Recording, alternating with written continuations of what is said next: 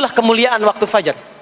Jadi Allah sendiri yang menyampaikan, bukan cuma sholat yang penting, semua bacaannya itu langsung didengar, langsung direspon, langsung dipersaksikan.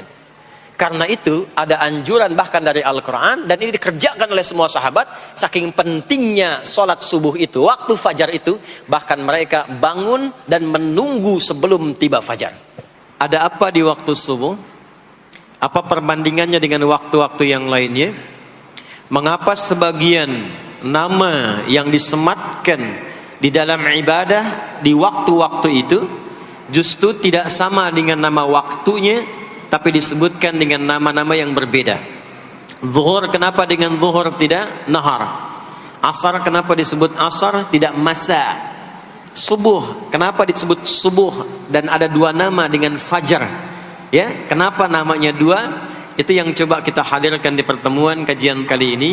Mudah-mudahan dari pencerahan yang kita dapatkan di kesempatan pagi ini ada bakal terbaik yang kita bawa pulang setelah menunaikan ta'lim ini insyaallah.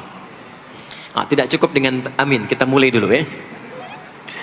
Bismillahirrahmanirrahim. Kita mulai Quran surah ke-17 Al-Isra di ayat ke-78. Bismillahirrahmanirrahim. Aqimis salata liduluki syamsi ila ghasaqil laili wa qur'anal fajr inna qur'anal fajri kana mashhuda. Aqimis salat, tunaikan oleh kalian salat dengan sempurna, dengan benar. Penting dicatat, setiap ada perintah menunaikan salat dalam Al-Quran, yang salatnya dimaknai sebagai ibadah formal, bukan bermakna doa biasa. Jadi ada salat yang bermakna umum, yaitu doa. Jadi doa itu disebut dengan salat. Karena itu dalam fiqih, as-salatu hiya doa. Salat itu secara bahasa disebut dengan doa. Karena isi dari semua salat itu, bacaannya semuanya doa. Tapi kalau ada salat yang dimaksudkan ibadah yang kita tunaikan, dimulai dengan takbir, berniat kita, ditutup dengan salam, maka salat yang dimaksudkan ini, itu seringkali di Quran kalimatnya dibuka dengan derivasi kata aqama yuqimu. Kalimat salat pertama di Quran Al-Baqarah ayat 3. Alladzina yu'minuna bil ghaibi wa yuqimunas shalah. Al-Baqarah ayat ke-43. Wa aqimus shalah wa atuz zakah. Selalu menggunakan aqama, yuqimu, yuqimuna, aqimi dan seterusnya.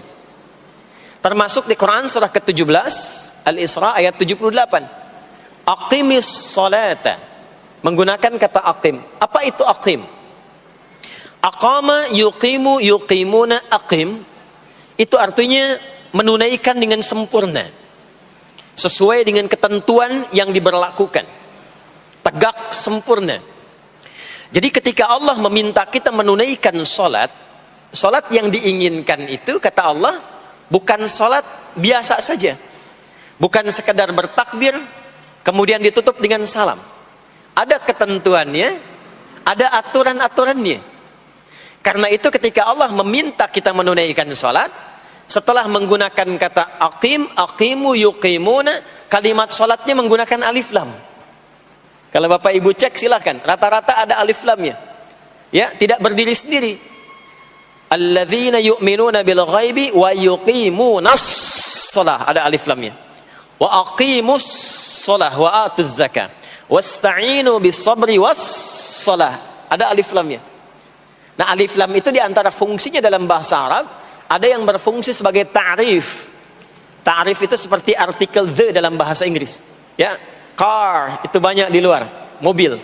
There are so many cars outside. Itu banyak sekali kendaraan di luar. Tapi kalau kita katakan the car, ya, yang ini bukan yang lain.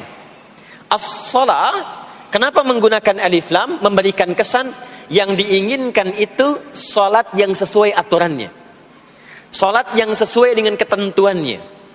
Karena itu di era Nabi SAW, boleh dicatat nanti hadisnya riwayat Muslim, nomor hadis 397, yang meriwayatkan nanti sahabat Abu Hurairah radhiyallahu taala anhu, Pelaku yang mengalami ini namanya Khalad bin Rafi' Az-Zuraiqi. Dikisahkan datang seorang sahabat ya Nabi sallallahu alaihi wasallam, kemudian dakhala ila al-Masjid Nabawi, kemudian masuk ke Masjid Nabi, fa shala bi jambin Nabi sallallahu alaihi wasallam. Maka ia salat di samping Nabi sallallahu alaihi wasallam, wan nabiyyu fi nahiyatin ukhra min al-masjid. Sedangkan Nabi di sisi yang lain di masjid itu. Kalau diilustrasikan, dia masuk ke masjid, kemudian Nabi di satu sisi yang lain. Kemudian dia salat. Kemudian ketika dia selesai, falamma sallama yaminan wa shamala, thumma atan nabiyya sallallahu alaihi wasallam. Ketika dia salam ke kanan dan ke kiri, lalu mendatangi Nabi sallallahu alaihi wasallam. Faqala, dia berkata, "Assalamu alayka ya Rasulullah." Ya, "Assalamu alayka ya Rasulullah." Kata Nabi, "Wa alaikassalam wa rahmatullah. Irji' shalli fa innaka lam tusalli." Kata Nabi, "Wa alaikassalam wa rahmatullah." Kamu salat lagi karena engkau belum salat. Padahal sudah salam. Fa'ada salatahu, kemudian dia mengulang salatnya. Thumma atan nabiyya, dia datang lagi ke Nabi sallallahu alaihi wasallam. Dia berkata, "Assalamu alayka ya Rasulullah." Dijawab dengan jawaban yang sama. Kata Nabi, "Wa alaikassalam wa rahmatullah. Irji' salli fa innaka lam tusalli." Kamu balik lagi salat karena engkau belum salat. Padahal sudah salam. Maka dia melakukan itu sampai 3 kali. Sampai dia berkata, "Ya Rasulullah, ma uhsinu ghairah."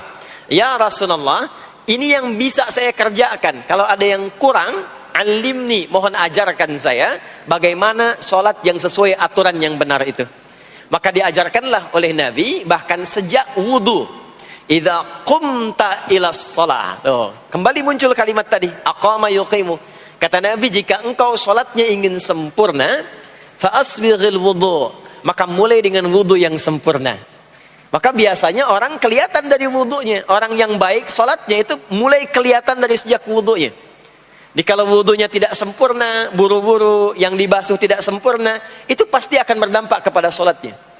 Setelah itu, thumma istaqbilil qiblah, lalu menghadap ke arah kiblat, lalu diajarkanlah oleh Nabi tata cara sholat mulai dari takbir sampai dengan selesai salam. Nah, sholat seperti ini, jika benar oleh kita diikuti, jadi fokus baik-baik di sini, benar-benar diikuti oleh kita, aturannya dari mulai wudu sampai dengan salam, maka Allah akan berkenan memberikan 5 kemuliaan yang dicurahkan pada seorang hamba saat di dunia. Jadi kalau pahala di akhirat, pahala sholat kita dapatnya di akhirat. Sekali menunaikan sholat dapat 10 poin. Itu ada di Quran surah ke-6 Al-An'am di ayat 160. Man jaa bil hasanati falahu asyru amthaliha. Siapa yang mengerjakan perbuatan hasanah, perbuatan baik yang punya nilai pahala, maka diberikan nilainya 10. Di dalam Al-Quran, sholat itu disebut dengan hasanah, perbuatan baik yang punya nilai pahala. Itu ada di Quran surah ke-11 Hud di ayat yang ke-114. Aqimis salata tarafayn nahar wa zulafan minal lail innal hasanati yudhibna sayyiat. Tunaikan sholat di pembuka siang sampai akhirnya, sampai ketemu malam.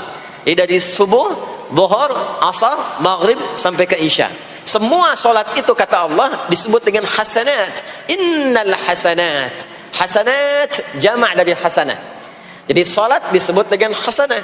Kalau kita menunaikan solat di Al-An'am ayat ke-160, maka diberikan poin. Poinnya namanya ajrun. Ya, kita sebut dengan pahala. Pahala itu bahasa Qur'annya ajrun. Di Quran surah At-Tin, lahum ajrun ghairu memnun. Begitu kita mengerjakan amal soleh, maka diberikan pahalanya. Perbuatan amal solehnya disebut dengan hasanah, pahalanya disebut dengan ajrun. 10 itu ngitungnya bukan begini, bukan 1, 2, 3, 4, itu terlalu sedikit. Di hadis Muslim, ukuran 1 keduanya 500 tahun, 2 ketiganya 500 tahun, 3 keempatnya 500 tahun. Jadi sekali kita menunaikan sholat, 10 nilainya, setiap 10 itu 1 keduanya 500 tahun, 2 ketiganya 500 tahun. Kalau ditunaikan di masjid, ya, ditunaikan di masjid, nanti dapat lagi tambahan pahalanya. Baru masuk datang ke masjid dengan niat sholat, bukan yang lain ya.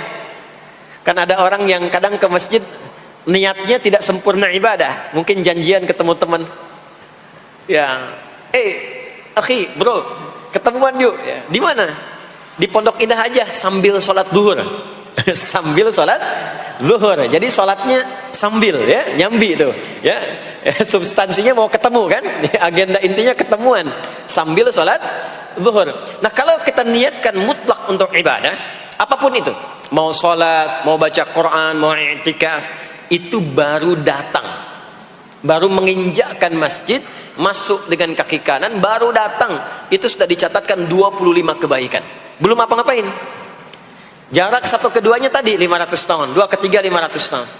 Kalau dilakukan sholatnya berjamaah, maka dapat tambahan 27, kalikan 27, sudah dapat 10 kali 27 berapa tuh? Ya, 270. Setiap satunya kalikan 500 tahun. Maka sholat di masjid itu bukan main-main. Itu kelihatannya nanti dua. Saat sakaratul maut, pahala itu ditampakkan. Jadi pahala itu bukan sekarang. Pahala itu saat kita pulang. Nanti begitu akan meninggal, ditampakkan itu. Ya, pahala yang telah kita kerjakan itu dalam bentuk amal yang diridhoi oleh Allah. Makanya orang-orang yang rajin beramal saleh, ya, hasanahnya banyak, itu hidupnya tenang. Karena dia merasa tenang, jiwanya pun tenang. Ketika pulang pun dia berada dalam ketenangan. Itu yang menjadikan dia kadang senyum. Ada orang yang akan meninggal itu senyum. Ya, sedang baca Quran, ada yang sedang duduk, ada yang sedang ngaji, ada yang sedang sholat. Saking tenangnya, panggilannya pun tenang. Quran surah 89 ayat ke-27 sampai ayat 30. Ya ayyatuhan nafsul mutmainnah, hei jiwa-jiwa yang tenang, irji'i ila rabbiki radiyatan mardiyah, cepat pulang, aku sudah ridha dengan amalmu, engkau pun akan ridha dengan pemberianku. Fadkhuli fi ibadi, masuk golongan hambaku. Ibad itu jama' dari kata abdun. Abdun itu adalah nama bagi hamba yang senantiasa memperbanyak ibadah. Ketika dia ibadah punya hasanat, maka dikonfirmasi saat pulangnya, ditampakkan hasanatnya, ditampakkan hasil pahalanya. Itu yang menjadikan, pernah dengar Sayyidah Asyah, Siti Asyah? Siapa beliau? Istrinya Fir'aun kan? Ya, kan ada kisah viral dalam Al-Quran. Ketika beliau akan dieksekusi oleh Fir'aun, la'natullahi alaihi, Fir'aun itu akan mengadab, akan menghukum istrinya sendiri, Sayyidah Asyah. Ketika akan disiksa dan sudah diikat dalam tiang itu, akan disiksa, maka beliau berdoa, Siti Asyah itu, dan doanya diviralkan di Al-Quran. Rabbi bnili indaka baitan fil jannah wa najjini min fir'auna wa amalih. Ya Allah, aku telah berislam, mempertahankan akidahku saat ini sampai dengan sekarang. Maka mohon ya Allah, berikan kepadaku anugerah di surga nanti, bangunkan satu istana di surga, dan selamatkan aku dari buruknya siksa Fir'aun, sehingga menjadi tanda bagi orang-orang yang akan beriman, bahwa beriman itu menyenangkan. Maka apa yang terjadi? Saat sakaratul maut itu ditampakkanlah oleh Allah istana di surganya, maka dia tersenyum. Dalam senyum itu Fir'aun kan gak ada imannya, jadi gak ada koneksinya. Maka mulai menghardik, kata Fir'aun, ini perempuan mau dieksekusi kok malah senyum. Dia nggak tahu kalau dalam keadaan itu surganya sedang ditampakkan, istananya ditampakkan. Maka meninggallah beliau dalam keadaan sedang menatap istana surganya, ya, dan berhasil wafat dalam husnul khatimah. Dan Fir'aun tidak mencelakai, tidak menghukum, tidak menyiksa beliau itu kecuali dalam keadaan sudah wafat, ya, ini tak terasa lagi. Nah, itulah orang-orang yang saleh, orang-orang yang punya banyak hasanah, ditampakkan sakaratul mautnya, lalu dihisab, nanti baru dikonfirmasi. Maka sekarang diberitakan sebagai ilmal yaqin, saat sakaratul maut diperlihatkan sebagai ainal yaqin, saat masuk nanti ke surga dirasakan sebagai haqqul yaqin. Maka ada ilmal yaqin, ainal yaqin, haqqul yaqin. Itulah yang menjadikan kita sering berdoa supaya semua kegiatan dunianya menjadi hasanah, dan di akhirat dikonfirmasi lagi hasanahnya.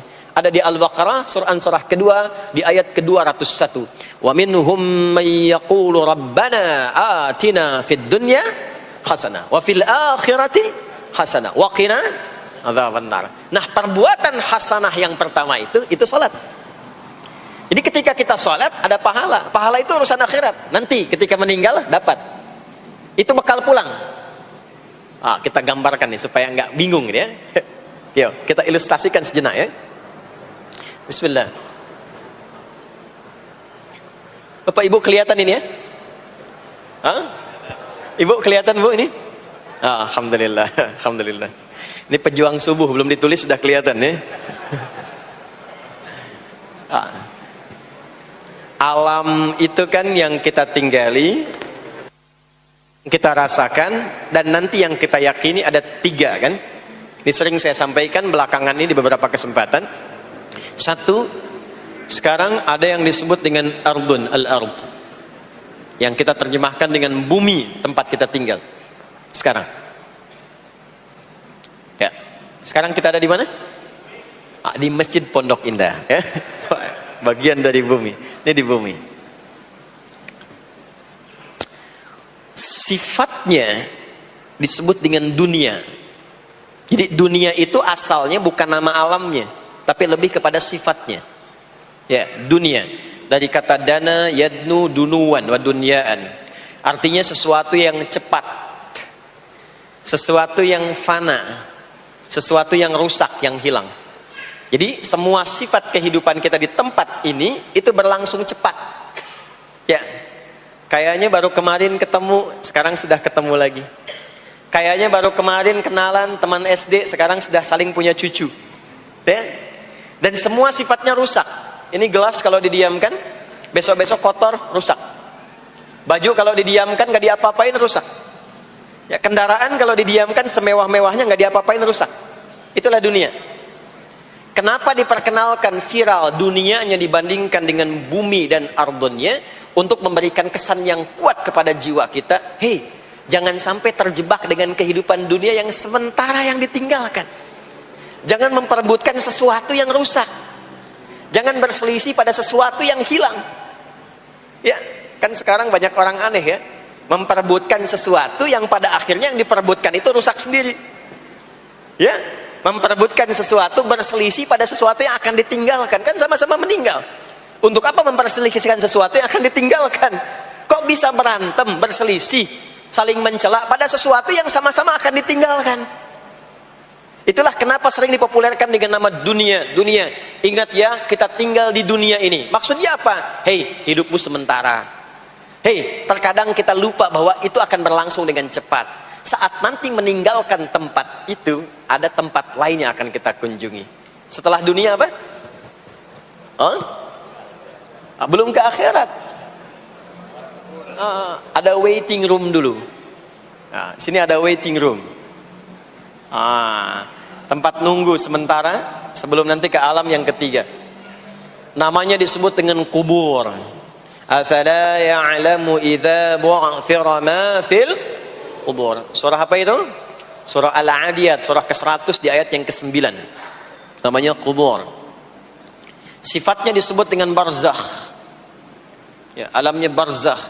Bainahuma barzakhul la yabghiyan. Barzakh itu pemisah. Bukan alam yang sesungguhnya berkehidupan, bukan. Sementara aja pemisah dari alam yang lain. Jadi sekat yang tak nampak sekatnya, tapi memisahkan dua yang berbeda, itu disebut barzakh. Bapak Ibu, kalau kita pernah lihat di lautan, atau orang diving, menyelam ke laut, atau kita lihat misalnya suka ada program di YouTube ya, tentang lautan itu, kan air yang tembus ke laut itu, dari mana-mana kan, dari sungai menyatu. Pernah lihat? Ada bagian lautan tertentu yang nggak nyambung tuh arusnya antara kanan dengan kirinya. Ikan yang di sini nggak bisa tembus ke sini. Begitu ke sini balik lagi, sini balik lagi. Nah itu barzakh namanya. Barzakh pemisahnya. Nggak kelihatan, tapi memisahkan dua bagian yang tidak menyatu. Bainahuma barzakhul la yabghiyan. Alam ini kenapa disebut barzakh? Karena dia memisahkan antara kehidupan di bumi dengan sifat dunia dengan kehidupan di alam yang ketiga namanya akhirat. Akhirat. Kalau sudah ada taknya, ada akhir, ada akhirat. Kalau sudah ada taknya di ujung, itu artinya ujung sesuatu yang gak ada awal lagi setelah itu. Ya sudah berakhir di situ. Ya. Jadi kalau di sini meninggal, masuk ke sini. Di sini selesai, ke sini ke akhirat. Tapi kalau di akhirat ini ujungnya gak ada meninggal lagi. Ya, gak ada wafat lagi, gak ada meninggal lagi. Jadi nggak usah update status kalau di sini, statusnya akan abadi. Kalau di sini masih berpindah-pindah. Ya, mau status apapun dunia akan ditinggalkan. Begitu selesai pindah ke sini. Di sini mulai sama. Yang pejabat, yang pengusaha, pebisnis, ya, yang diplomat, yang macam-macam sampai ke sini mulai sama. Almarhum. Nanti bedanya dihisab, begitu sampai sini statusnya akan diraih sesuai dengan amalan yang ada di sini. Nah, mohon izin, mohon maaf, kalau di sini yang semua kita kerjakan, aktivitas kita disebut dengan amal, pekerjaan kita yang melahirkan bekal itu, ya, maka tuntutannya cuma satu, amal saleh. Pastikan semua amal perbuatan yang kita kerjakan soleh. Soleh itu artinya dipandang baik oleh Allah, singkatnya begitu. Kalau makan dengan cara yang soleh, yang Allah senangi. Minum yang soleh. Berpakaian yang soleh. Bekerja yang soleh. Maksudnya kalau Anda cari pekerjaan, cari yang dibenarkan oleh Allah. Jangan bekerja dengan korupsi, jangan bekerja dengan cara menyogok, jangan bekerja dengan mempopulerkan riba misalnya. Kalau makan yang soleh, jangan makan yang haram, jangan makan hasil dari pencurian, itu namanya soleh. Kalau kita kerjakan semua aktivitas kita, pekerjaan semuanya soleh, maka tadi dia akan punya nilai. Nilai itu yang disebut dengan hasanah. Ya. Hasanah ini punya poinnya yang disebut dengan ajrun, yang kita kenal dengan pahala, yang tadi saya terangkan. Nah ini hasanah, ajrun, hasanah ini yang ikut ke alam kubur nanti. Yang ininya tidak amalnya. Contoh gampangnya begini, saya tunjukkan. Ini ada minuman. Ya. Minum itu kan aktivitas standar, amal standar untuk menghilangkan haus. Siapapun bisa minum. Mau yang beriman, mau yang belum beriman. Saya sering katakan belum beriman dengan harapan sama-sama beriman sebelum wafat. Ya, itu adabnya. Maka bagaimana cara minum ini supaya menjadi soleh? Kata Nabi di hadis Al-Bukhari, perhatikan, idza quddimat ta'amu, kalau hidangan disajikan, mau makanan mau minuman, khudh bi yaminika ma yalik, ambil dengan tangan kananmu, thumma sammillah aw iqra bismillahirrahmanirrahim. Maka sebelum diminum ucapkan bismillahirrahmanirrahim. Maka kalimat bismillahirrahmanirrahim itu yang akan menjadikan aktivitas minum menjadi hasanah. Dituliskanlah pahalanya, namanya ajrun. Minumannya selesai, itu masalah dunia. Hausnya hilang, keluar jadi kotoran, itu minumannya. Jadi gelasnya nggak ikut ke alam kubur. Ya, minumannya nggak ikut. Yang ikut apanya? Ini hasanahnya. Jelas sampai sini? Karena itu, semua aktivitas yang kita kerjakan dalam berkehidupan itu pasti ada pedoman dalam Al-Quran dan hadis detailnya untuk membimbing semua aktivitas kita menjadi soleh. Pedoman itulah yang sering kita kenal dengan nama doa namanya.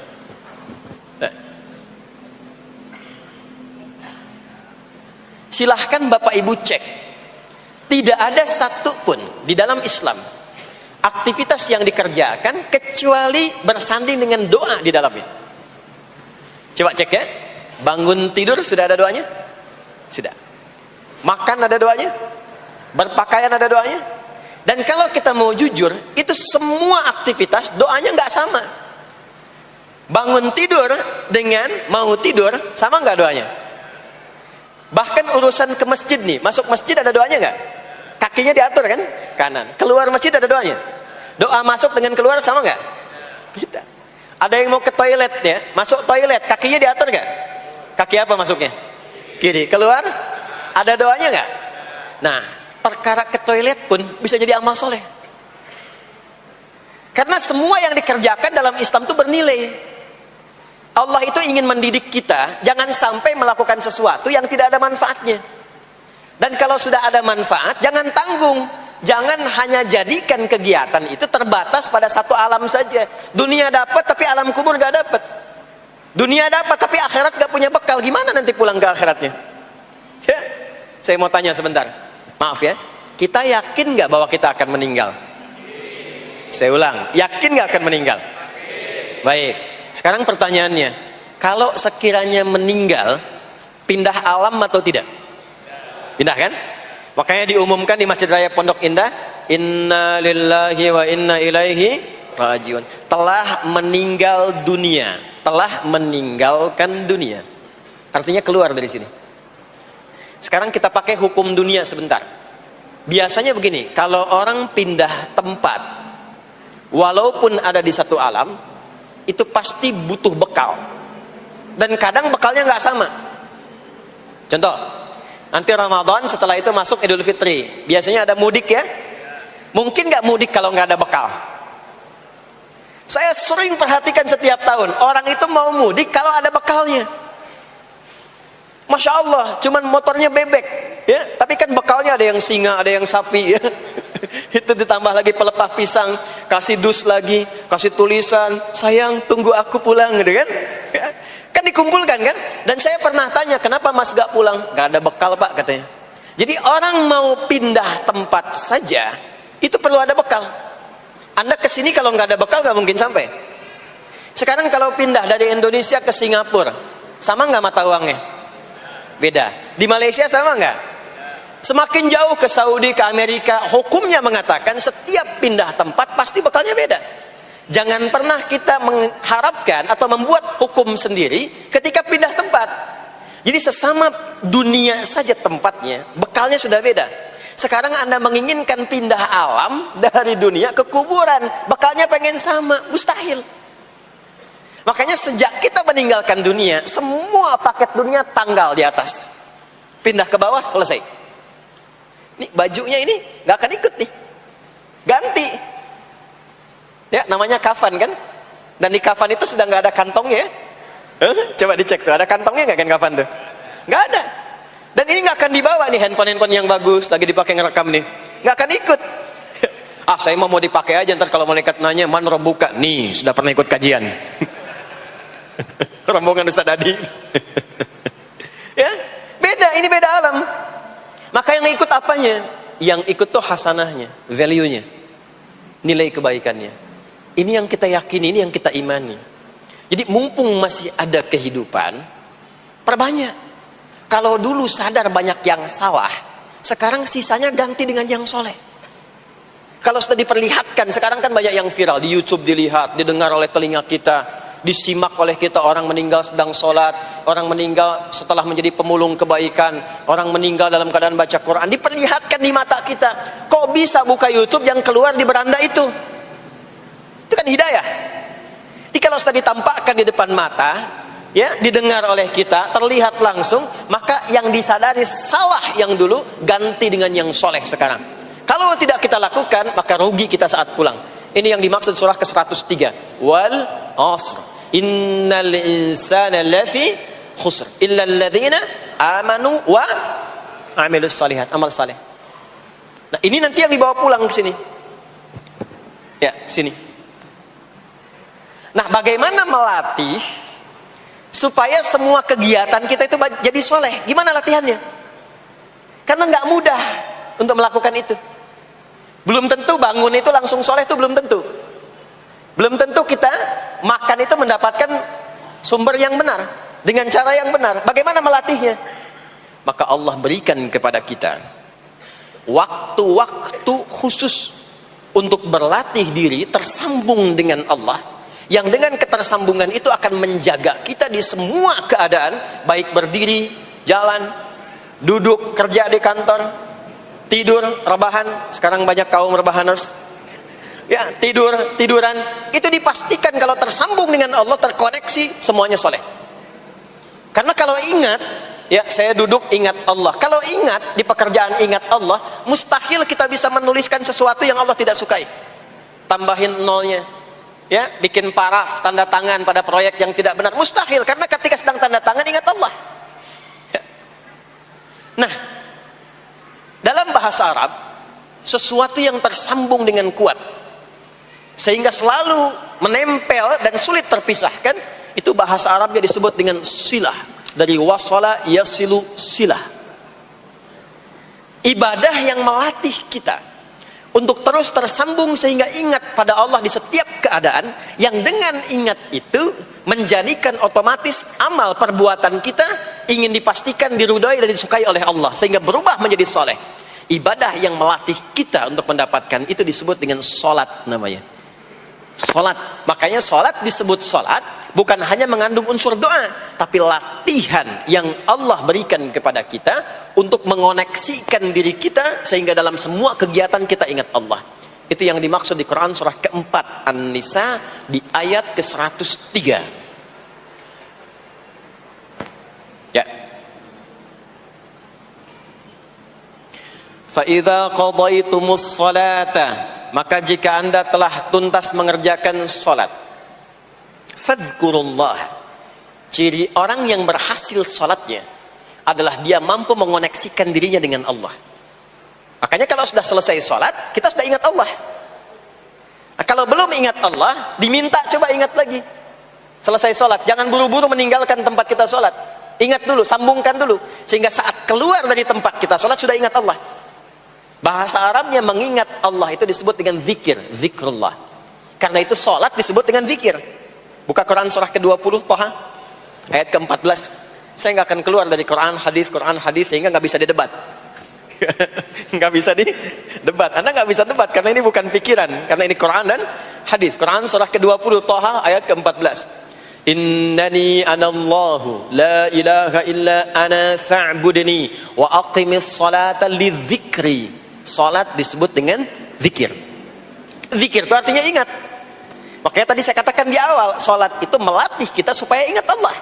Karena itu ketika kita salam, assalamualaikum warahmatullahi wabarakatuh, assalamualaikum warahmatullahi wabarakatuh, belum ingat kita kepada Allah, maka diminta zikir pasca salat. Setelah salat ada zikir kan? Dan zikir pertamanya apa? Hadis Muslim, astaghfirullah, astaghfirullah, astaghfirullah. Itu yang paling singkat. Kalau mau agak panjang, astaghfirullahalazim, alladzi la ilaha illa huwal hayyul qayyum wa atubu ilaihi. Kenapa istighfar? Karena kita memohon ampun kepada Allah kalau dalam salat tadi belum nyambung sama Allah. Karena ada orang yang saat salat bukan ingat Allah, dia masih ingat dunia. Padahal dari sejak awal salat sudah diminta buang urusan dunia ke belakang. Makanya kita bertakbir, itu ada kitabnya. Asrarus shalah, nadharat fi ma'anis shalah.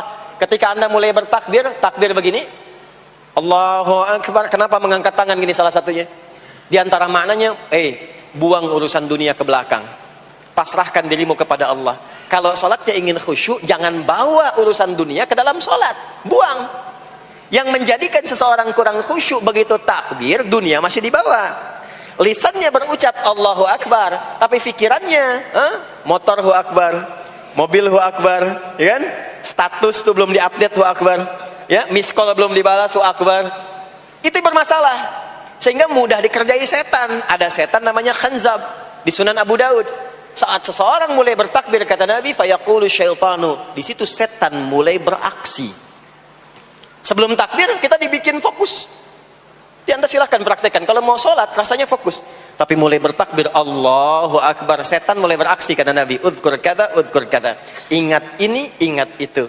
Hatta la yash'ural musalli kamra'atan yusalli, sampai ada orang salat yang tidak sadar berapa rakaat sedang menunaikan salatnya. Subuh berapa rakaat tadi? 2 diucapkan, tapi ketika dipraktekkan ada yang 3. Ada yang 1. Ya, ada yang begitu. Ada, tapi di hati saya gitu ya. Nah ini. Makanya setelah kita salat, salam, assalamualaikum, assalamualaikum, itu kita mencoba menyempurnakan dengan apa? Istighfar dulu. Kalau tadi ada yang belum tersambung. Setelah itu apa? Kita sambungkan. Allahumma antas salam, subhanallah, alhamdulillah, Allahu Akbar. Makanya dilatih 33 kali. Sekali belum nyambung, 2 kali. 2 kali belum nyambung, 3 kali. 3 kali belum ingat, 4 kali. Masa iya sih sampai 33 kali belum ingat juga? Bapak nama siapa? Joni. Siapa Pak? Joni. Siapa Pak? Joni. Siapa Pak? Apa enggak dengar saya Joni? Itu baru 3 kali. Ini kita 33 kali menyebutkan subhanallah. Masa enggak nyambung juga? Alhamdulillah 33 kali. Masa enggak syukur juga? Dilatih. Kalau sudah terkoneksi, inilah dia. Fadhkurullaha qiyama. Bangun dari salat, bangkit. Selesai salat, mau kerja, mau kemanapun, ingat Allah. Jadi nggak ada istilahnya keluar masjid tertukar sendal, tuh nggak ada. Ada di sini yang tertukar sendal? Banyak. Insya Allah tidak ya. Kalau ingat Allah tuh nggak mungkin tertukar. Jadi begitu Anda akan menggunakan yang punya orang lain, sadar tuh, astagfirullah, Allah mengawasi, bukan punya saya walaupun mirip. Ya, walaupun mirip. Ya, pakai yang punya kita, itu akan diarahkan. Tapi kalau nggak ingat ada yang mengawasi, nggak ingat ada yang lihat, nggak ingat akan dihisab. Mana ya tadi? Oh, ini dia, masya Allah lupa saya. Pakai masya Allah lah gitu. Dia pakai yang paling bagus tuh. Pulang dia, padahal dia ke masjid tuh nggak pakai sendal. Pekerjaan juga begitu, nggak akan sembarangan ngambil yang bukan haknya, kerjakan proyek yang tidak benar. Demi Allah, kalau di Indonesia ini muslinya benar semua sholatnya, makmur. Wah, para polisi itu tenang tugasnya gitu. Ya, tentara juga nyaman. Di pekerjaan tuh nggak usah ada CCTV, ya, nggak usah ada e-tilang, nggak usah ada kamera di jalan, gitu kan? Ah, ini karena kenapa? Latihannya nggak maksimal. Ini pentingnya sholat tuh itu. Jadi semua menjadi amal soleh. Semua jadi amal soleh. Begitu ingat Allah, maka berdiri ingat Allah, jalan ingat Allah, duduk ingat Allah, berbaring pun ingat Allah. Kalau sudah ingat Allah, pasti disebut nama Allah. Ini yang dimaksud hadis Nabi. Qala Rasulullah sallallahu alaihi wasallam, kullu amrin dhi balin la yubda'u fihi bi bismillahirrahmanirrahim fahuwa abtar. Setiap perbuatan yang baik yang dibenarkan oleh hati setiap hamba, lalu diikutkan bismillahirrahmanirrahim. Enggak mungkin orang nyebut bismillahirrahmanirrahim kalau enggak ingat Allah. Minum, bismillahirrahmanirrahim. Makan, bismillahirrahmanirrahim. Bekerja, bismillahirrahmanirrahim. Itu ketika dikerjakan langsung jadi hasanah. 10 poin. Ada pahalanya. Dan jangan dianggap ringan ya. Ini kalimat ringan tapi menentukan saat pulang, saat meninggal nanti. Nah, kalau enggak disebutkan bismillahirrahmanirrahim atau tidak bacakan doa yang menyertainya, maka jadi dunia saja, solehnya hilang, tinggal amalnya. Dibalasnya di dunia, akhiratnya nggak ada. Itu yang dimaksud Quran surah ke-25 Al-Furqan ayat 23. Wa qadimna ila ma 'amilu min 'amalin faj'alnahu haba'an manthura. Kalau ada orang berbuat baik di dunia tapi tidak disertakan niat akhirat, kami balas dunianya. Anda kerja belasan tahun, puluhan tahun untuk dunia aja, dapat gaji, dapat benefit, dapat penghargaan. Ada yang juara, ada yang dapat bintang, champion, ya, ada yang promosi jabatan, tapi niatnya untuk dunia. Allah adil, kata Allah, kerja keras dia untuk dunia, saya balas dengan balasan dunia. Tapi kalau diniatkan akhirat, dunia dapat, akhiratnya pun dapat. Kan kerjanya sama, etosnya sama, di tempat yang sama. Kita niatkan akhirat, gak ada ruginya. Begitu meninggal, dapat. Beruntungnya dan bersyukurnya kita sebagai muslim, kita itu lengkap informasinya. Urusan kubur ada informasinya, akhirat ada informasinya. Silahkan komparasikan dengan informasi dan sumber manapun. Ditemukan nggak yang informasi detail seputar kubur, seputar hisab, seputar kiamat, seputar surga, seputar neraka? Cuma di Islam. Itu yang kita syukuri, supaya kita siap-siap. Bukan sekedar dibaca.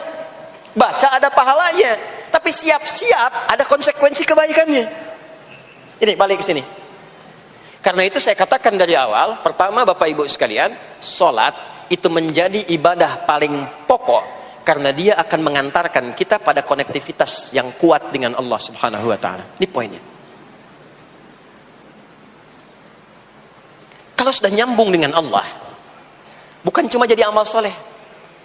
Orang-orang yang tersambung dengan Allah di semua aktivitas kehidupannya, maka akan mendapat jaminan langsung dari Allah Subhanahu wa taala yang memudahkan semua urusan hidupnya.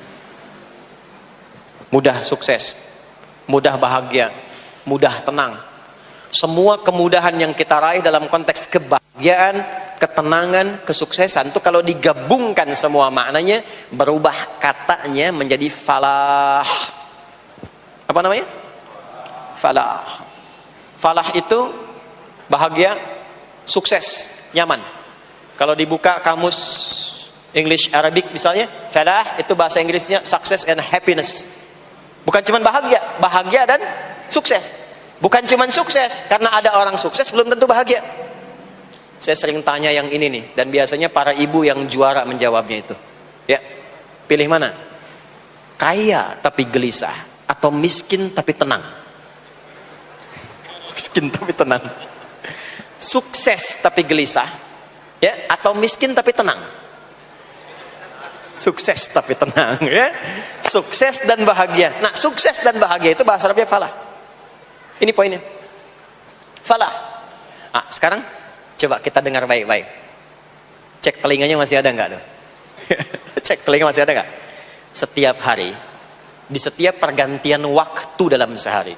Pergantian waktu sehari itu ada 5. Dari mulai subuh, ke siang, zuhur, ke sore, asar, mau habis sore menjelang malam, maghrib, muncul malam, isya. Itu setiap hari 5 kali berganti waktu diperdengarkan oleh Allah. Hambaku, kamu harus bahagia. Hambaku, kamu harus sukses. Apapun pekerjaanmu, sukses. Apapun aktivitasmu, harus bahagia. Harus senang, harus tenang. Falah. Kuncinya apa? Salat. Diperdengarkanlah hayya 'alas shalah. Diperdengarkan di telinga kita. Telinga bahasa Arabnya udhun. Jamaknya adzan. Maka kalimat yang diperdengarkan 5 kali sehari itu disebut dengan adzan. Dan satu-satunya lafaz yang diperdengarkan 24 jam di muka bumi ini tak pernah berhenti. Makanya setiap tempat terjadi perbedaan waktu sholat. Ya, di sini tadi subuhnya jam berapa? 4.13, 12, 49, 4.10. Terjadi perbedaan pendapat tentang waktu subuh. Ya, ini menandakan bahwa bukan dari tempat yang sama. Saya di Bekasi tadi 49, 4:09, sini 4:13. Jadi setiap detik, setiap menit, ini adzan, sana adzan, ini adzan, sana adzan, terus bersautan. Dan kalau kita dengarkan sedunia itu dari beda waktu, 24 jam diperdengarkan. Hayya 'alas shalah, ayo salat. Kenapa pasti salat ya Allah? Hayya 'alal falah. Dengar tuh baik-baik kata Allah. Salat akan mengantarkan engkau pada kebahagiaan.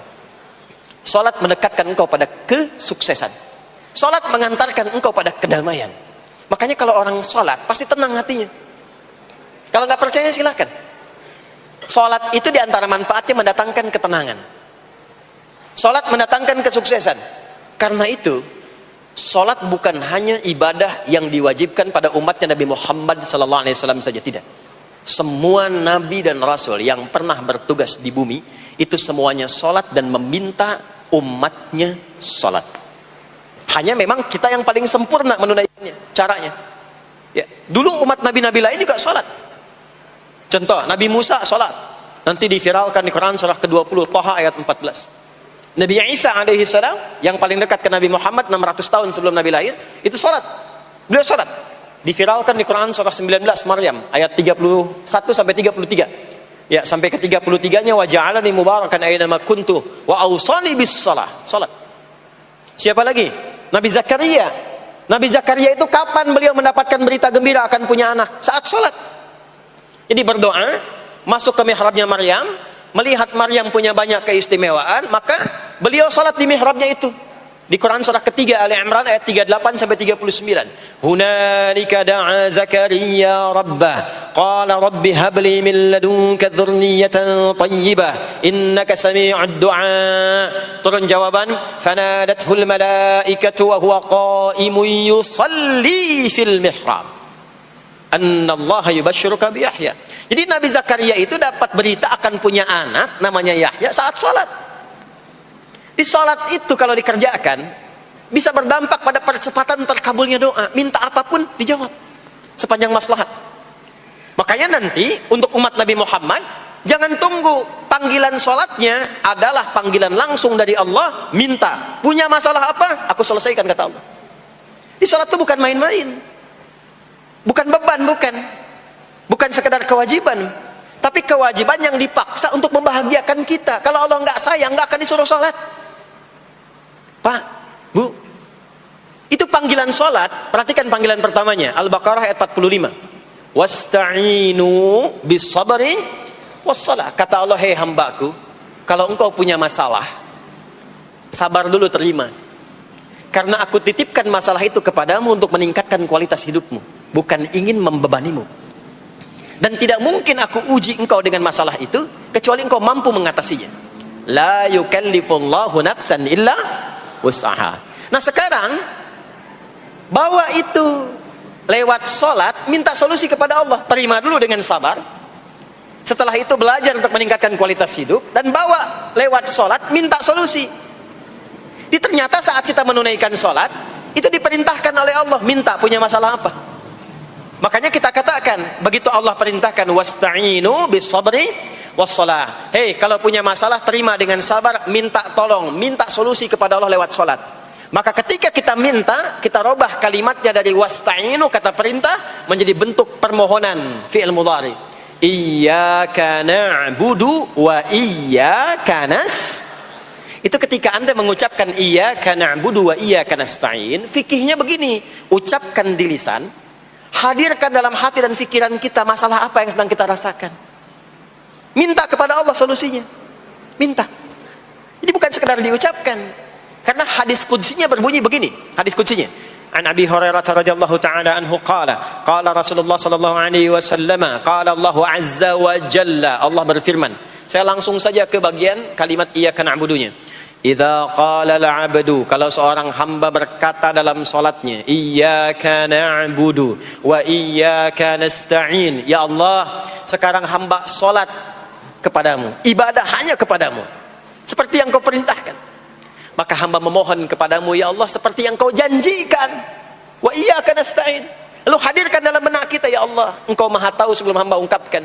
Hamba punya persoalan ini. Mohon kepadamu, ya Allah, hilangkan semua masalah itu. Berikan hamba solusi yang terbaik. Berikan hamba keberkahan darimu. Itu sekilas hadir dalam jiwa kita. Maka apa yang terjadi? Qala Allah azza wa jalla, dijawab kalimatnya itu, hadza baini wa baina 'abdi wa li 'abdi ma sa'al. Ini perjanjian antara aku dengan hambaku. Kalau hambaku benar sholatnya sampai kalimat ini, apapun yang dia mintakan sekarang, aku akan kabulkan. Sepanjang itu ada maslahat untuk dirinya. Dicontohkan itu oleh Nabi Zakaria. Beliau itu minta saat berdiri, Pak, bukan saat sujud. Dimulai dari berdiri, nanti akumulasinya saat sujud. Itu berdiri aja, kalau benar mintanya dikabulkan. Tidak menunggu selesai sholat. Dan ada fikihnya, nggak sembarangan, ada fikihnya nanti. Ada fikihnya, ya, ada tuntunannya. Poinnya adalah sholat itu solusi. Makanya jangankan Nabi yang tadi saya sebutkan, Nabi Ismail, itu saking pentingnya sholat, wasiat beliau yang diviralkan di Al-Quran untuk semua keluarganya, sholat. Ada di Quran surah 19 Maryam ayat 55. Wa kana ya'muru ahlahu bis salah.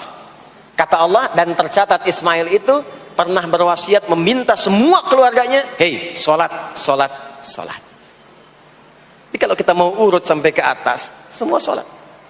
Muhammad sallallahu alaihi wasallam bin Abdullah bin Abdul Muttalib bin Hashim bin Abdul Manaf bin Qusay bin Murrah bin Kilab bin Ka'ab bin Ghalib bin Fikir bin Malik bin Nadar bin Kinana bin Khuzaimah bin Mudrikah bin Ilyas bin Nizar bin Mudar bin Ma'ad bin Adnan bin Addi bin Adri bin Muqawwam bin Nahur bin Tarikh bin Ya'rub bin Yasjub bin Nabit bin Ismail alaihi salam bin Ibrahim alaihi salam bin Azar atau bin Nahur bin Abir bin Kinan bin Arfakhshad bin Sam bin Nuh alaihi salam bin Mikhlail Matusyalah bin Kinan bin Anwas bin Thith bin Adam alaihi salam. Semua salat. Coba ulangi itu. Semua salat. Para nabi salat, para rasul salat. Anda bukan nabi, bukan rasul, nggak mau sholat dan pengen mudah hidupnya, pengen masuk surga Firdaus lagi, Anda sehat. Jadi ini pentingnya sholat itu bukan cuma kewajiban, tapi diwajibkan, dipaksa dengan wajib itu supaya bahagia, supaya falah. Makanya kalau ada panggilan azan, cara memahaminya ini falah. Oh, ini solusi saya di sini nih, kebahagiaan saya ada di sini, kesuksesan saya ada di sini. Ya, makanya ketika dipanggil oleh muadzin, hayya 'alas shalah, labbaik, siap saya. Di sini. Ini poinnya. Nah, saya sambungkan kembali, ya. Ketika seseorang dilatih lewat salat dan sudah mulai tersambung dengan Allah Subhanahu wa taala, maksudnya ingat Allah, tertatalah semua aktivitasnya.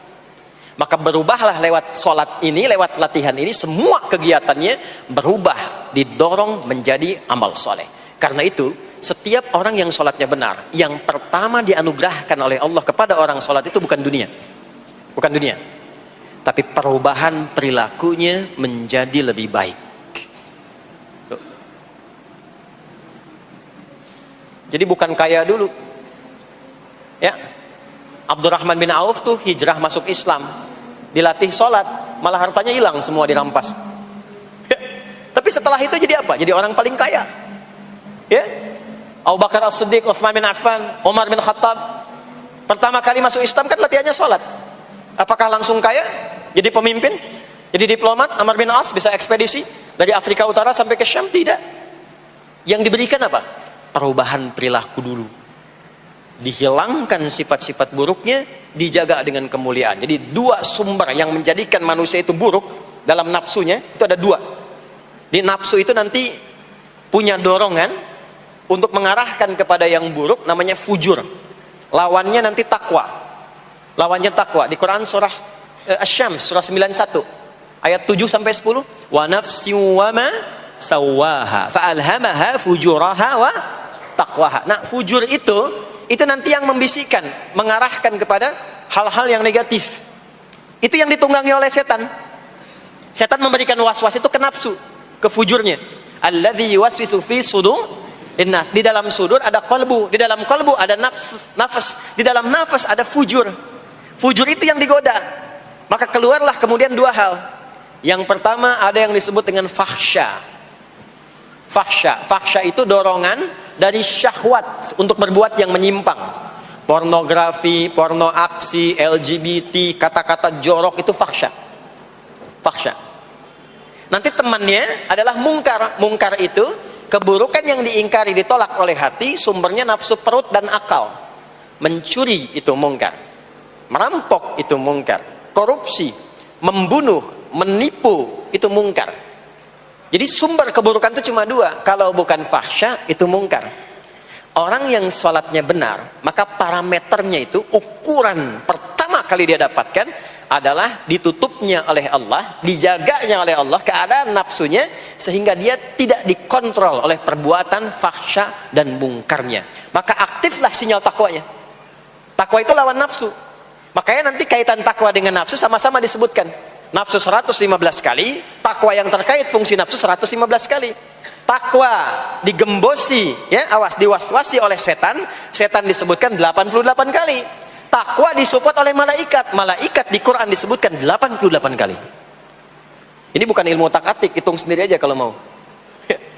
Itu menarik tuh. Karena sama, kalau Anda mendengar suara adzan kan ada bisikan kan? Cepat, sudah adzan, siap-siap. Itu malaikat tuh. Tapi begitu selesai adzan, la ilaha illallah, tenang, baru adzan, belum qomat. Itu setan. Terus dua-duanya tuh, ya, memberikan bisikan, yang satu mensupport dan seterusnya. Yang paling menarik adalah kalau sholat kita benar, maka sinyal takwa aktif. Makanya amalan takwa pertama itu sholat. Setelah beriman, amalan takwa pertama sholat. Al-Baqarah ayat 2 dan 3. Dzalikal kitabu la raiba fi hudal lil muttaqin. Siapa muttaqin, orang takwa di situ? Ayat 3-nya, alladzina yu'minuna bil ghaibi wa yuqimunas sholat. Jadi kalau sholatnya aktif, takwanya aktif, sinyalnya aktif, sinyal itu yang akan menutup fahsya dan mungkar. Maka turunlah Quran surah ke-29 ayat ke-45. Utlu ma uhiya ilaika minal kitabi wa aqimis shalah. Kita hafal tengahnya, innas salata tanha 'anil fahsya'i wal munkar. Maka kalau orang sholat tidak akan berbuat fahsya, tidak ada lagi yang melambai laki-laki. Allah, nggak ada. Laki-laki yang laki-laki, perempuan-perempuan. Nggak ada lagi tontonan-tontonan pornografi. Yang jorok-jorok, yang kotor-kotor. Nggak ada lagi kata-kata kotor di lisan itu.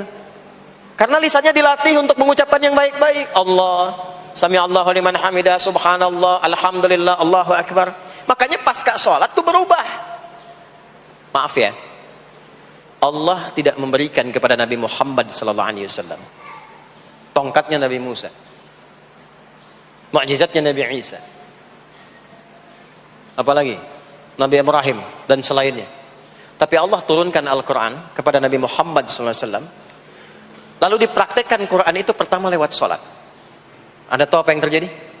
Nabi Muhammad itu diutus oleh Allah dalam lingkup masyarakat yang sangat terbelakang dan hatam kriminal. Jadi kriminalnya bukan dikerjakan, hatam. Dan nyaris tidak kenal kebaikan, makanya disebut dengan jahiliyah. Kalau Bapak Ibu tanya di zaman Nabi, ya maaf, ada pezina? Bukan cuman ada, hatam, perfeksionis zinanya.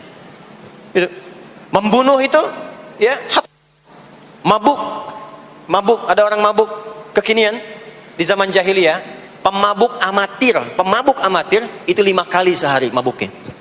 Yang amatir. Jadi kalau baru mabuk sekali, 2 kali, itu coba-coba. Amatir itu 5 kali. Pembegal. Ya, sekarang kita dengar berita ada begal ini itu. Ah, jahiliyah itu sekampung begal semua. Kampung Gifar. Tapi Allah menghendaki Rasulullah latih lewat salat. Apa yang terjadi? Berubah jahiliyah itu, berubah menjadi khairu ummah. Umat terbaik yang paling teladan, yang menginspirasi, yang pernah berkehidupan di bumi. Sampai persaksiannya dari Allah langsung turun Quran surah ketiga Ali Imran ayat 110. Kuntum khaira ummatin ukhrijat linnas. Jadi kalau ada orang dermawan, itu yang paling dermawan. Kalau ada orang sabar, itu yang paling sabar. Kalau ada pasar yang paling ideal, itu yang paling bagus. Berubah itu. Ya. Kenal Abu Dzar Al-Ghifari? Ayo kenal. Enggak. Abu Dzar Al-Ghifari itu nama aslinya Jundub bin Junadah. Di antara pemimpin begal di zamannya. Dari kota Ghifar. Ghifar itu kampung begal asalnya. Ya, hamukumullah. Masuk Islam. Datang ke Mekah. Bertemu dengan Rasulullah. Begitu masuk Islam, kata Jundub bin Junadah, ya Rasulullah, ausini au kama qala, berikan saya nasihat. Kata Nabi, pulang sekarang. Kata beliau, enggak, saya mau umumkan keislaman saya depan Ka'bah. Kata Nabi, jangan lakukan. Sekarang orang masih belum tahu tentang Islam, nanti marah kamu dipukuli. Kata beliau, ya Rasulullah, saya ini membegal terang-terangan, masa bersyahadat sembunyi-sembunyi? Maka keluar ke depan Ka'bah, dia katakan, ya ma'asyara Quraisyin, hei semua orang Quraisy. Datang orang, usyhidu bi annahu la ilaha illallah wa anna Muhammadar Rasulullah. Aku bersaksi, syahadat la ilaha illallah Muhammadar Rasulullah. Kalian mau apa? Dipukulin sampai pingsan. Sampai ketika akan diteruskan, ada riwayat mengatakan datang Sayyidina Ali bin Abi Thalib, ada yang mengatakan Sayyidina Hamzah ya bin Abdul Muttalib radhiyallahu taala anhuma jami'an. Datang menyampaikan, jangan teruskan. Kalau ini meninggal, ini wafat, kita akan celaka karena kafilah kita akan lewat desa Ghifar. Kalau lewat Ghifar gak akan berhasil niaga kita, katanya. Ya, karena akan dihabisi semua, ini orang Ghifar. Maka dibiarkan pergi, pulang. Tahu apa yang terjadi? Begitu Nabi hijrah ke Madinah, dikagetkan dengan suara kaki yang berdecak kencang, bang bung bang bung bang bung. Ternyata ada berita gembira, sekampung begal Ghifar itu masuk Islam semuanya, berubah jadi baik. Untuk menginspirasi generasi kemudian, maka dipopulerkanlah oleh beliau kunyahnya dengan nama daerahnya. Sayalah Abu Dzar Al-Ghifari. Al-Ghifari itu maksudnya apa? Dulu saya ini berasal dari Ghifar, kampung saya kampung begal. Cuma karena saya masuk Islam, diajarin sholat, diajarin baik, sekampung baik semua. Ya. Makanya orang-orang Arab setelah itu, bahkan non-Arab, kalau datang memperkenalkan daerahnya. Imam Al-Bukhari, itu nama aslinya bukan Al-Bukhari. Nama aslinya Muhammad. Punya bapak namanya Ismail, punya kakek namanya Ibrahim, kakek buyutnya Al-Bughirah, eyang buyutnya Al-Bardizbah. Tinggal di kecamatan Ju'fah, Kabupaten Bukhara, Provinsi Khorasan, sekarang negaranya Uzbekistan. Karena berasal dari Bukhara, datanglah beliau kemudian ke Arab, sekarang ke Jazirah, ke Mekah, ke Madinah, memperkenalkan, saya bukan orang Arab, saya dari Bukhara. Rumusnya tambah alif lam di depannya, ujungnya tutup dengan i. Al-Bukhari, saya dari Bukhara. Diperkenalkan, maksudnya apa? Islam sudah masuk ke tempat saya, orang-orangnya sudah baik, orang-orangnya sudah khusyuk. Itu memperkenalkan. Orang tua kita Syekh Yasin dari Padang, maka diperkenalkan Syekh Yasin Al-Padangi. Syekh Ahmad Khatib dari Minangkabau, Syekh Ahmad Khatib Al-Minangkabawi. Syekh Abdul Somad dari Palembang, Syekh Abdul Somad Al-Palembangi. Syekh Nawawi dari Banten, Syekh Nawawi Al-Bantani. Ya, nanti ada Pak Ghafur dari Pondok Indah, ya, Masjid Raya Pondok Indah, datang ke Mekah umrah haji, ana Ghafur al Masjid Raya al Pondok Indahi gitu. Itulah salat. Jadi salat itu merubah keadaan kita lebih baik. Itulah sebabnya kenapa 5 waktu, karena Allah inginkan di setiap waktu kita jadi orang baik, di setiap waktu kita bahagia, setiap waktu selesai persoalan. Datang masalah subuh, ya, antara subuh ke zuhur kan ada masalah tuh. Gak mungkin ada orang dari subuh ke zuhur gak punya masalah tuh, gak mungkin. Tuh wajahnya udah kelihatan tuh. Ya, makanya kita datang ya menghadap kepada Allah, minta diselesaikan, minta diberikan taufik, sujud kita. Diberikanlah solusi. Zuhur ke asar ada masalah, datang saat asar. Asar ke maghrib punya masalah, datang. Makanya semua ulama dulu seperti itu. Al-Bukhari itu menuliskan kitab sahihnya itu 16 tahun. Setiap satu hadis akan ditulis, salat dulu. Salat dulu. Begitu tenang, nyaman, baru tuliskan. 16 tahun. Itulah sholat. Nah, dari sekian waktu yang 5 kali itu, ada waktu yang spesial.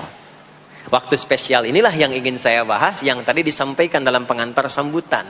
Jadi ini inti yang mau saya katakan. Ini barusan muqaddimah tuh. Barusan muqaddimah. Baik. Kan kita sholat berapa kali sehari?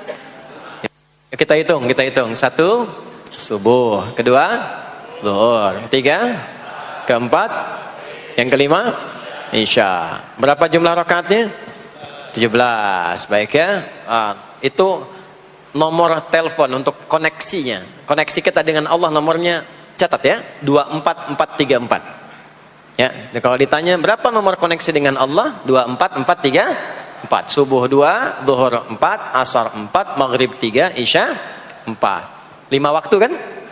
Baik. Di 5 waktu ini kita dijaga, diinginkan menjadi hamba yang baik, bahagia, nggak lekat dengan masalah, tuntas semua. Saking sayangnya Allah sama kita. Kalau nggak sayang nggak disuruh sholat. Itulah sebabnya ketika diperintahkan menunaikan waktu sholat, diberikanlah gambaran waktunya. Tapi yang jadi persoalan kita sekarang yang akan dibahas, di antara sekian waktu itu ada waktu-waktu yang spesial. Ada waktu-waktu yang spesial. Dari mulai subuh ke isya itu ada yang dispesialkan oleh Allah karena ada bonus berlipat di dalamnya. Waktu apakah itu? Mari kita bacakan dulu mulai dengan Quran surah kedua ayat 238. Paling kanan sebelah atas di mushaf standar. A'udzubillahi minasyaitonirrajim. Bismillahirrahmanirrahim. Mohon izin saya agak lambatkan sedikit ritmenya karena ini inti yang mau kita bahas. Tadi muqaddimah makanya saya percepat ya. Hafizu 'alas salawati was salatil wusta wa qumu lillahi qanitin. Hafizu. Kalau Bapak Ibu lihat mushaf terjemah, diterjemahkannya dengan jagalah. Jagalah itu ihfazu, hafidha yahfaz. Tapi kalau ada alif setelah hafizu, itu berarti fi'il madhinya, past tense-nya, akar kata kerjanya hafadha, yuhafidhu. Alifnya mufa'alah, bermakna saling. Jadi mengartikannya begini, hafizu 'alas salawati. Hei, hendaklah kalian saling menjaga waktu sholat. Kalau saling itu sendirian atau banyakan? Banyakan. Jadi kalau bapak di rumah ada 5 orang, bapak, ibu, dan 3 orang anak, maka jangan soleh sendirian pak. Ingatkan anaknya, ingatkan istrinya. Istri bangun duluan, ingatkan suaminya. Makanya waktu sholat itu, maaf, jangan cuma disandarkan pada azan yang kita dengar di masjid, harus hafal. Bahkan nanti gini, di Quran surah keempat ayat 103 itu, di ujung ayatnya, itu ada penanda ciri standar orang beriman. Maaf. Kita tanya dulu nih. Kita beriman tidak hari ini? Halo, beriman? Hati-hati ya, karena kata Nabi ada yang subuh beriman, sorenya sudah kufur tuh. Ya, yusbihu mu'mina wa yumsi kafira. Hati-hati ya. Yuk, apa ciri orang beriman tuh? Iman itu konfirmasinya bisa didapatkan satu melalui suara adzan. Adzan itu sama dengan penanda waktu sholat. Tahu dari mana iman itu bisa dicek dengan suara adzan? Quran surah ke-8 Al-Anfal di ayat yang kedua. Innamal mu'minuna alladzina idza dzukirallahu wajilat qulubuhum. Sungguh insan beriman itu ciri standarnya bisa dilihat. Kalau disebutkan nama Allah, ada konfirmasi iman dalam hatinya. Jadi iman itu letaknya di kolbu. Nanti konfirmasinya lewat suara adzan, dipanggil, disebutkan nama Allah. Makanya disebutkan nama Allah 5 kali dalam sehari untuk mengecek iman ada nggak dari subuh sampai isya.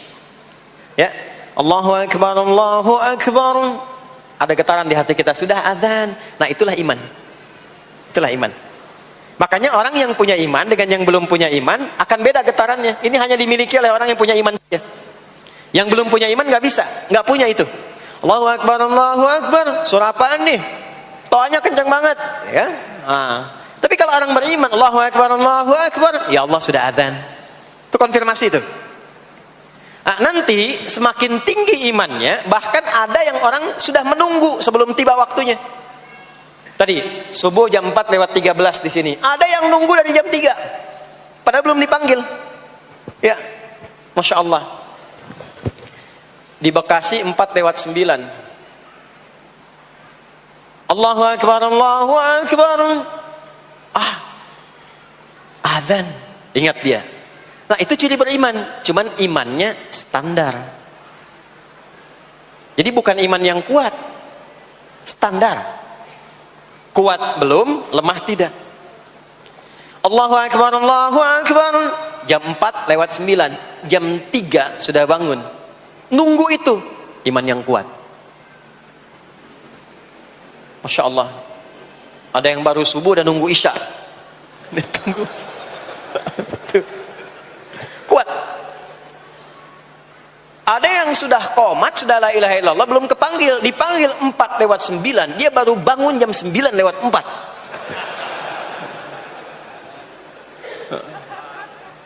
Tuh. Nah, ini iman lemah. Di bawah. Ciri standar, karena dipanggil ingat, maka ciri standar orang beriman itu tahu waktu sholat. Harus tahu, Pak, Bu. Itu standarnya. Itu ada di Quran surah keempat di akhir ayat 103. Inna salata kanat 'alal mu'minina kitaban mawquta. Kalau pakai terjemah balaghah itu bunyinya begini, sungguh orang beriman itu pasti tahu waktu sholat. Nah, jadi kalau ditanya jam berapa zuhur nanti belum bisa kita jawab dengan sempurna, itu artinya apa? Imannya belum naik itu ke level standar, belum menguat. Ya, ini poinnya. Nanti kapan waktu sholat itu tiba? Kalau ada yang belum ingat, jangan dibiarkan tidak ingat. Makanya kata Al-Quran, saling menjaga ya waktu sholat itu. Jangan sampai di keluargamu, ada temanmu, kolegamu, bahkan tetanggamu itu nggak tahu waktu sholat. Bahkan nggak sholat, itu bahaya. Kalau memang sayang sama anak, ingatkan. Sayang istri dengan suami, ingatkan. Tanda istri beriman yang cinta dengan suaminya, tanda pertamanya ketika mengingatkan suaminya pada semua hal yang disukai oleh Allah. Begitu sebaliknya. Maka kata Al-Quran, hafidhu, saling menjaga waktu sholat. Disebutkan di situ alas sholawat. Bentuknya begini. Tulisannya alif, lam, waw, alif, ta maftuha begini. Alas. Begini tulisannya. Karena nanti ada yang begini, ada yang begini. As-sholat, ada yang begini. Biar saja, enggak usah. Ada yang begini, ta marbutah. Seperti Al-Baqarah ayat 3, alladzina yu'minuna bil ghaibi wa yuqimunas shalah. Begini tulisannya. Ada yang begini. As-salat pakai alif ta gini. Tapi di Al-Baqarah ayat 238 tulisannya begini. Alas salawati, taknya terbuka. Secara singkat begini, secara singkat. Kalau tulisannya begini, maka yang dimaksud salat fardu. Yang dimaksud salat apa? Salat fardu. Salat fardu itu ada berapa? 5 waktu. Maka kata Allah, saling jaga ya. Waktu salat yang fardu itu yang 5 waktu. Di antara yang 5 itu ada yang spesial. Was-shalatil wusta. Waktu yang pertengahan. Tengah-tengah. Di antara 5 waktu itu. Yuk kita tuliskan dulu sebentar. Sebentar. Salat ada salat apa saja? Subuh, kemudian zuhur, kemudian asar, kemudian nggak cukup, ambil ke sini maghrib, kemudian isya. Subuh, zuhur, asar, pindah sini maghrib, isya. Lihat rumusnya. Jadi yang sholat pertengahan yang mana? Jangan lihat tulisannya itu, ya, karena subuh di tengah-tengah disebutnya subuh ya. Sholat pertengahan yang mana? Asar apa subuh? Subuh apa asar? Apa dalilnya? Kita pakai dalil. Nah, sholat pertengahan itu disebutkan oleh Nabi itu ada dua. Ada subuh dan asar. Qala Rasulullah sallallahu alaihi wasallam yata'aqabuna fiikum malaikatul laili wa malaikatun nahari fi salatil asri wa fi salatil fajri. Berebut semua malaikat yang bertugas di siang dan malam, berebut membersamai kita. Kalau berebut itu artinya kalau ada yang berdoa diaminkan, kalau ada yang mohon ampun diistighfarkan oleh malaikat. Jadi malaikatnya minta kepada Allah, ya Allah ampuni si fulan, ya Allah ampuni si fulan, ya Allah si fulan, dan seterusnya sampai selesai. Itu khusus di salat asar dan salat subuh. Sampai kemudian thumma yas'aduna ila sama'. Kemudian mereka, para malaikat itu kembali bertugas masing-masing, lalu Allah mengonfirmasi kepada mereka untuk menunjukkan kebenaran tugas malaikat yang tidak bermaksiat. Allah Maha tahu tentang hambanya, Maha tahu. Tapi Allah ingin menunjukkan kepada kita apa yang benar dari lisan malaikat itu, yang enggak pernah berdusta. Ya, maka Allah bertanya kepada malaikat, bagaimana keadaan hambaku ketika engkau tinggalkan? Maka disampaikan oleh malaikat itu, ya Allah, aku meninggalkan hambamu si fulan, dia sedang menunaikan ibadah, dia sedang sholat kepadamu, dan khusyuk berdoa, dan seterusnya. Maka apa jawabannya? Saksikanlah, ketika malaikat menyampaikan sedang ibadah, maka turun bonus dari Allah untuk mengampuni dosa si hamba itu. Itulah manfaatnya waktu pertengahan. Waktunya disebutkan di hadis ini asar dan subuh. Antara asar dan subuh itu masih ada yang unggul, ada yang istimewa lagi. Apa yang istimewa? Antara asar dan subuh yang istimewa terletak di subuhnya. Jadi dari 5 waktu ini, yang pertengahan asar dan subuh, karena amal di bawah ditunjukkan untuk mendapatkan penilaian langsung dari Allah seketika dan memberikan jawaban dari apa yang kita inginkan, asar dan subuh.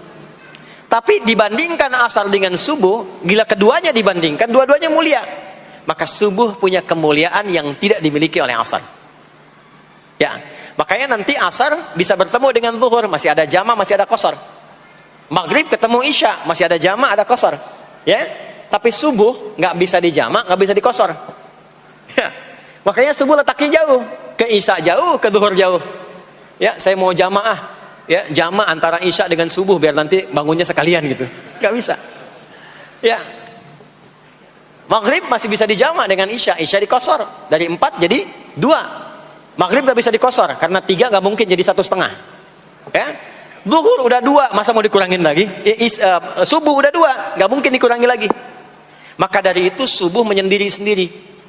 Nah, ada apa kemuliaan di subuh itu? Maka turunlah Quran surah ke-17 ayat 78 yang tadi saya bacakan di awal.